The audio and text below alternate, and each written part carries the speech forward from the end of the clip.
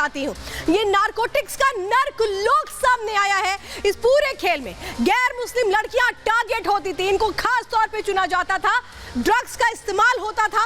यानी अंदाजा लगाइए कि जो बातें निकलकर सामने आती हैं, जिनके धर्मांतरण की कोशिश हुई थी, वो कहती थी ड्रग्स का इस्तेमाल होता था।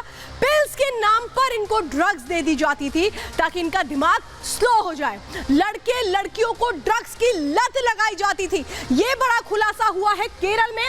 जो धर्मांतरण के बाद का क्या कुछ होता था वो हम बता रहे हैं। नशे का आदी इनको बनाया जाता था। ये एजेंडा होता था कि ये अपना मानसिक संतुलन उस तरह से ये कमजोर महसूस करें कि ये अपने डिसीजन ना ले पाए। ये एक कोशिश होती थी नशे का आदी बना करके इनके साथ क्या क्या खेल होते थे। इससे जुड़ी हमारी अंदर की खबर में ये रिपोर्ट देखिए।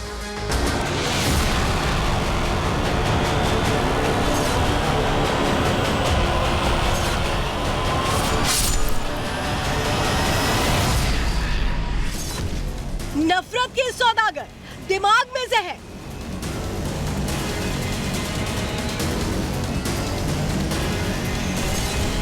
धर्मांतरण का नेक्सस, कहां से एक्सेस? इतनी बड़ा एक नेटवर्क ही इसके पीछे है, वो ढूंढना ही चाहिए कौन कर रहे हैं, कहां से इन लोगों को ये चीज़ मिल रहे हैं, कहां से ट्रेनिंग मिल रहे हैं। फिल्म द केरला स्टोरी पर विवाद थमने का नाम नहीं ले रहा। देश में एक बार फिर धर्मांतरण और जिहादी सोच का शोर है। फिल्म द केरला स्टोरी पर वाद विवाद के बीच एक शख्सियत ऐसी भी है जिसकी दर्दनाक दास्तान ने सबका ध्यान अपनी ओर खींचा है।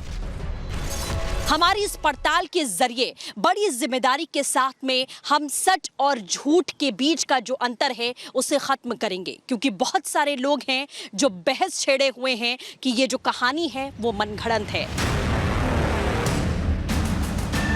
श्रुति की कहानी धर्मांतरण साजिश का जीता जागता दस्तावेज है। श्रुति की आप बीती हम सबको जाननी चाहिए ताकि धर्मांतरण का घिनौना खेल बेनकाब हो सके। श्रुति वो शख्स है जो इस दलदल में फंस गई थी, लेकिन किस्मत अच्छी रही कि वो इससे बाहर निकल आई। श्रुति ने कई ऐसे खुलासे किए जो आपको हैरानी में डाल देंगे। क्या है वो किस्से, क्या है बरगलाने की वो साजिश, क्या है ब्रेन वॉश करने का वो पूरा एजेंडा, अंदर की खबर में आपको आगे बताएंगे। अगर ये होली बुक है तो घर में ही रखना है, सेफ जगह में, तो कॉलेज में ले आ गए हैं। तो मैं क्या देखने के लिए चाहती थी, उन लोगों ने मना किए और बोला ये तो काफिर लोग चुने वाले किताब नहीं है, ऐसे करके। तो मैं पूछी ये काफिर क्या होती है और मुस्लिम क्या होती है, ऐसे करके मैं पूछी। वहां से शुरुआत थी।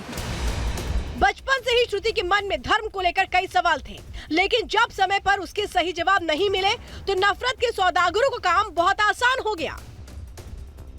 आप लोग क्यों इतने देवताओं को पूजा करते हैं, पत्थर को पूजा करना, सांप को पूजा करते हैं, इसमें क्या फायदा मिलती है? आपका एक ही देवता है या बहुत ज्यादा देवता है क्या? ऐसे करके बहुत ज्यादा क्वेश्चंस। तो फिर क्रिटिसिज्म में ऐसे बोलते थे कि हिंदू कल्चर सही नहीं है, ये तो बार्बरिक कल्चर है और इसमें शिवलिंग को पूजा करते हैं आप लोग। शिवलिंग क्या होती है? ये तो मेल ऑर्गन है, आपको मेल ऑर्गन को पूजा करते हैं, पूजा करने चाहते हैं तो मंदिर क्यों जाते हैं? ये कहानी जितनी दिखती है उससे कई गुना ज्यादा गहरी, खतरनाक और जहरीले वायरस जुड़ी है। इसी की पड़ताल आज अंदर की खबर में करेंगे, क्योंकि बात सिर्फ धर्मांतरण की नहीं है, मुद्दा है धर्मांतरण के बाद आतंक के रास्ते पर चलने का, बढ़ने का।